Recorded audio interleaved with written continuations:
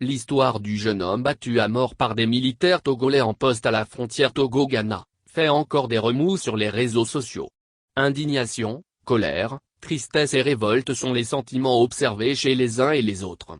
L'on ne comprend pas pourquoi pour un oui ou pour un non, on enlève la vie d'un homme de la sorte. Quelques jours après cette bavure militaire, les langues se délient, les proches de la victime se confient. Les réactions ou les témoignages semblent en déphasage avec les communiqués officiels rendus publics par le ministère de la Sécurité et de la Protection civile sur le drame. Dans ce communiqué du ministre en charge de la Sécurité qui a regretté l'incident, on y lit, d'après les faits, les deux militaires auraient sollicité les services de la victime qui leur est familière pour les aider à recharger un téléphone portable. Ayant constaté que le jeune homme ne revenait pas jusqu'à la tombée de la nuit, les deux militaires se sont mis à sa recherche dans le but de récupérer leur téléphone, rapporte le ministère de la Sécurité et de la Protection civile.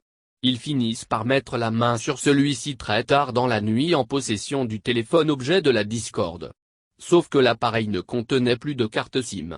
Incapable d'expliquer la disparition suspecte de cette carte SIM, il décide de prendre la fuite. Il est poursuivi et rattrapé dans la brousse avant d'être conduit au poste où il a subi des sévices corporels. Le jeune Buddy Jedza sera récupéré plus tard par deux de ses parents et évacué dans un centre de soins de santé ghanéen. Le lendemain, les parents de la victime informent les services de sécurité que cette dernière a succombé aux environs de 3 heures du matin.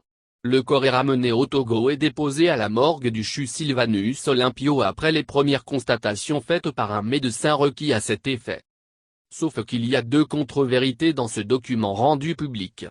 Selon les investigations auprès des proches de la victime, c'était une carte mémoire que les militaires n'ont pas retrouvée dans le téléphone portable. Et non une carte SIM. Bref, d'aucuns diront que ce n'est pas important ce détail, puisque le ministère peut se tromper de carte ou peut ne pas faire la différence entre les deux. À l'heure de cette poussée technologique dans le monde ? Se demande l'autre. Passons. L'autre couac du communiqué, c'est lorsqu'on affirme que le corps a été déposé à la morgue du CHU Sylvanus Olympio. Ça n'a jamais été le cas, selon les proches de la victime. À les en croire, c'est dans un hôpital au Ghana que le jeune homme a rendu l'âme.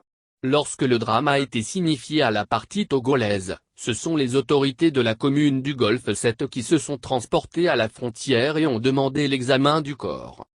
Le corps a été ramené à la frontière, plus précisément à Nomanland, la bande de terre qui sépare le Togo et le Ghana. Le corps n'est jamais rentré au Togo, a confié un proche. Après l'examen du corps, il a été retourné au Ghana.